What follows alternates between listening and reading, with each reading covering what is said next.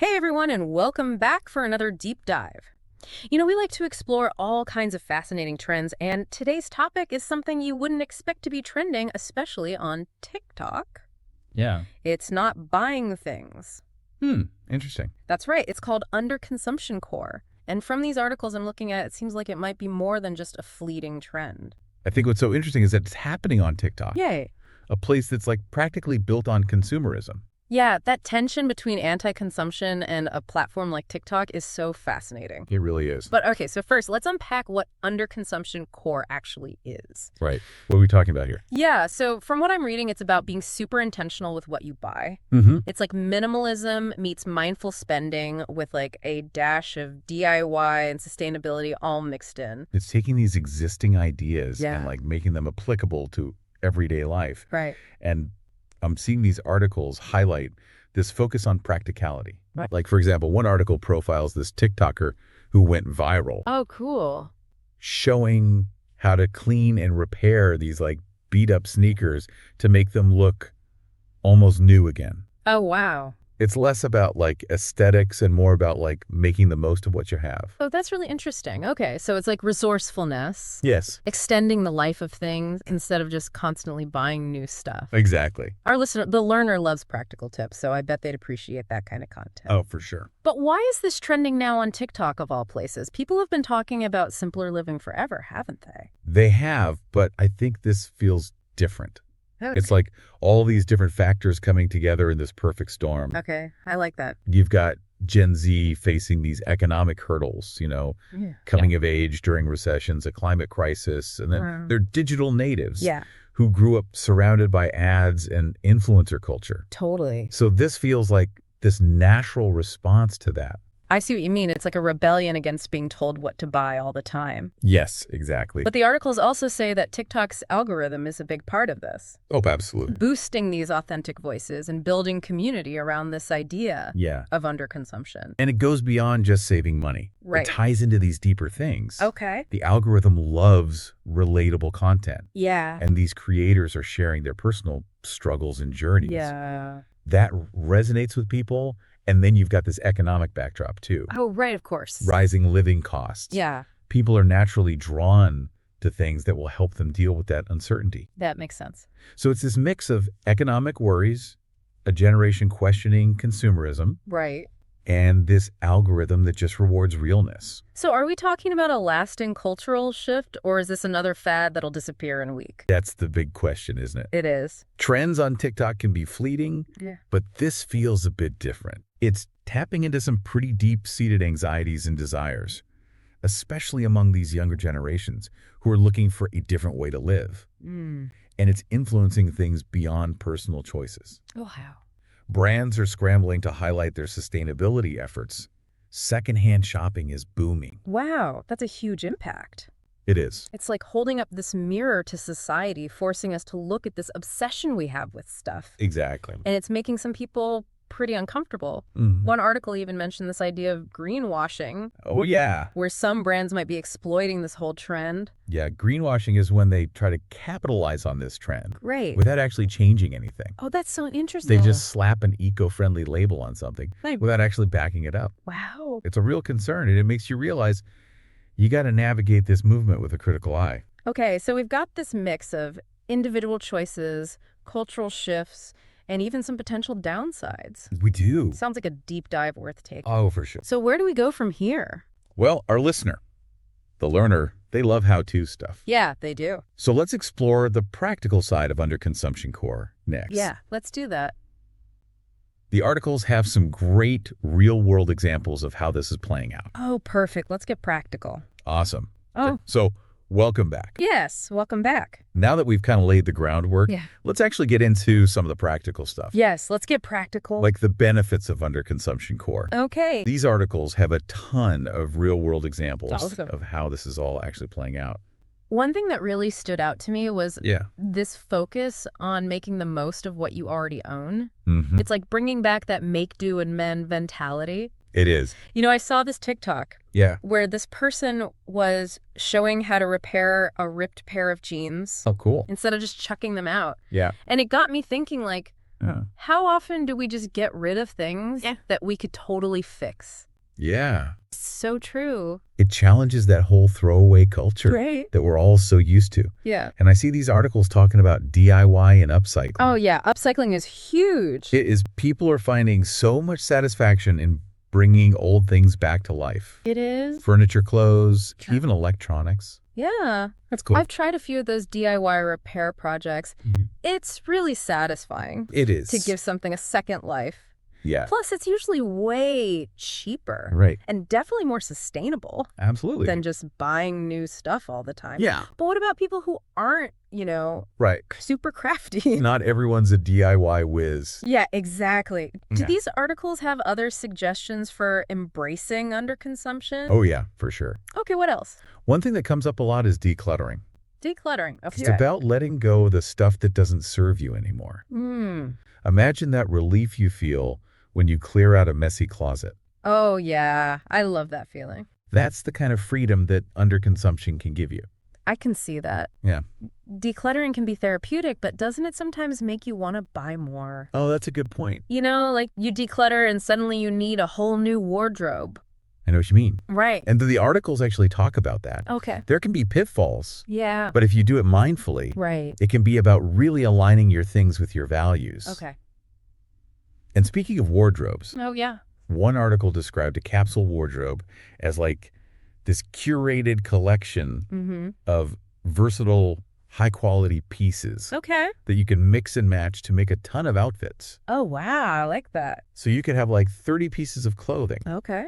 but you can combine them into like dozens of looks. That's awesome. It is. That could be a game changer. Right? Yeah, having a capsule wardrobe could really make things simpler Yeah. and reduce that urge to constantly buy new clothes. It's about quality over quantity. Exactly. And speaking of finding those quality pieces, Yeah. the articles also talked about secondhand shopping. It sounds like thrifting is back in a big way. Oh, it's huge. Yeah. The articles say Gen Z is especially into it. Really? It's less about the stigma now Okay. and more about finding unique stuff, Yeah. expressing yourself while also, being eco-conscious. Right. All these platforms like Depop and ThreadUp, Oh, yeah. I love those. they're blowing up. Vintage shops are making a comeback. I love a good vintage shop. It's like a treasure hunt.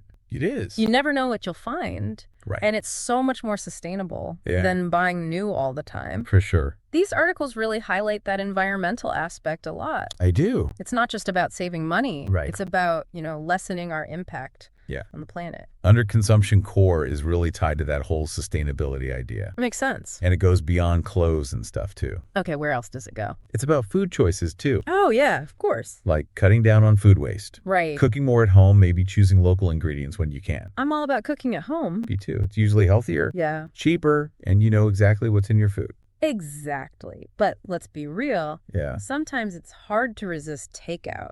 Oh, Or, new gadgets and experiences. it's tough. How do we deal with that urge to consume? One thing the articles suggest is to be more aware of your spending triggers.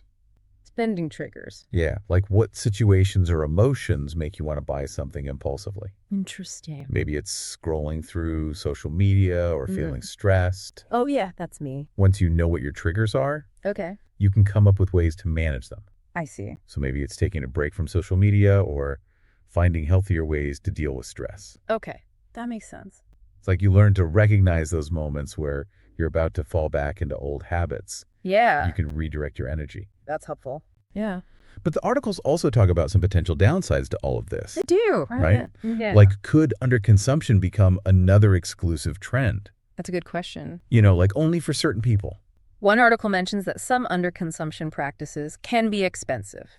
Okay. Like imagine trying to build a capsule wardrobe Yeah. with only ethically sourced high-quality clothes. Right. That could cost a lot up front. Yeah. Not everyone can afford that. And some sustainable products are just pricier. They are Yeah. than the regular options. Okay, so how do we make sure underconsumption doesn't just become another thing that only benefits people who already have a lot? That's a great question. Yeah. It shows how we need to be careful about making this movement accessible. Right. The articles say it's important to find ways to make these principles work Yeah. for people with different incomes. Yeah. It's about making choices within your means. Right. So maybe you're repairing an old item instead of buying a new one. Or simply using up what you already have Okay. before you go out and buy more. I like that. It's about adapting these principles to your own situation. That makes a lot of sense. Right. But there's another potential issue here, too. Oh, yeah, what's that? That greenwashing thing we mentioned before. Oh, right, greenwashing. Yeah. That's a big one. It is. It's when companies try to take advantage of this trend Yeah. by making these misleading claims about how sustainable their products are. Oh, wow. So as consumers, Yeah.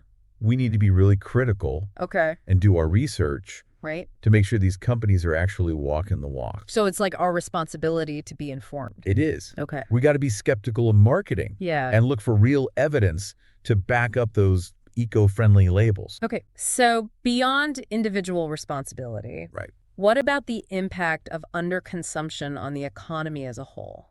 That's a big question. It is. Some people worry that if everyone suddenly starts buying way less, it could lead to job losses, Right. a decline in economic growth. Yeah. But then others argue that this current model of just endless growth and buying, Right. it's just not sustainable long term. Yeah. So we need to find this balance Yeah. between responsible consumption and a healthy economy.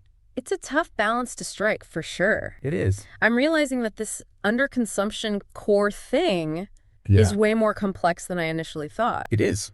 Yeah, it's not just about buying less stuff. Right. It's about questioning the whole system. It really is. This has been such an eye-opening conversation. It has. I'm already thinking about my own habits. Yeah, me too. What about you? What's really resonating with you? For me, it's realizing that underconsumption isn't just about material possessions. It's about our values, our well-being, Right. creating a world where less is more. I love that. Yeah. Less is more. It's simple, but it says so much about finding contentment and fulfillment Yeah, outside of just constantly buying things. right. But before we get too philosophical, Yeah. I think we should talk about something else. Okay. The potential for underconsumption to be exclusionary. You're right. We did touch on that earlier. Yeah. But it's important. Access and affordability are crucial. Yeah. We got to make sure this isn't just another trend Right. that only benefits a select few. Absolutely. So how do we make it more inclusive? The articles have a few ideas. Okay, I'm listening. First, recognize that small changes can make a big difference. Mm-hmm. You don't have to change your whole life overnight. Yeah, Even simple things like repairing instead of replacing, right. using up what you have, Yeah. choosing secondhand options. Okay. All of that contributes to a more sustainable lifestyle. Those are all great ideas. Yeah, It's about finding ways to fit these principles into your life exactly. in a way that works for you. Yeah. What else can we do? Another key thing is community, Community. okay? And Nice. sharing resources. I like that. The articles talk about building networks Okay. where people can swap clothes, share tools, Oh, cool. learn DIY skills from each other. Yeah. This helps break down some of those financial barriers Right. and makes underconsumption more affordable. Yeah, it makes it more accessible for everyone. Exactly. I love that idea. It creates this sense of shared purpose, Yeah. makes sustainable living more achievable. It's like we're all in this together, We are. figuring out new ways to live more mindfully. Exactly. And I think it's important to remember Yeah. that this can be a personal journey. Right. It's not about judging others Yeah. or forcing anyone to change. Yeah. It's about individual choices Right. and finding what works best for you. Okay. There's no one right way to do underconsumption. Yeah. It's about finding your own path It is. and living more consciously. I think we've covered a lot of ground here, We have. explored the benefits, the challenges, Yeah. the potential impact of underconsumption core. And we've seen how this trend that started on TikTok Yeah. is really a reflection of these bigger societal shifts Forget it. and this growing desire for a more sustainable future. Absolutely. And as we wrap up this part of our deep dive, Yes. I want to leave our listener, the learner, Yes. with a question to think about. Okay. How can you incorporate these principles into your own life in a way that's meaningful and sustainable for you? That's a great question to consider. We'll be back soon to explore some final thoughts and takeaways. Yeah, stay tuned. Mm. Okay, so welcome back to the deep dive. Yeah, it's been quite a journey. It has. We've been talking about this whole underconsumption core thing, Mm-hmm. and it's really interesting how it's sparking all these bigger discussions It is. about our values and how we live. Definitely. So as we wrap up, Yeah. what are your final thoughts on all this? I think it's pretty amazing how this trend is challenging the platform it exists on. Oh, you mean TikTok? Yeah, like TikTok is designed to keep us, you know, scrolling and consuming, Totally. wanting more, more, more. Yes. But then here's this movement pushing back against that pressure Yeah. to buy. It really is a counter movement. It is. Yeah. And I think it shows how powerful individual voices can be, Okay. even in these massive digital spaces. I like that. Yeah, that tension between those two forces has been sticking with me this whole time. It's like a tug-of-war. It is. On one side, you've got the algorithm. Right, feeding us that desire for more. Exactly. And on the other, you have these creators saying, hey, slow down. Simplify.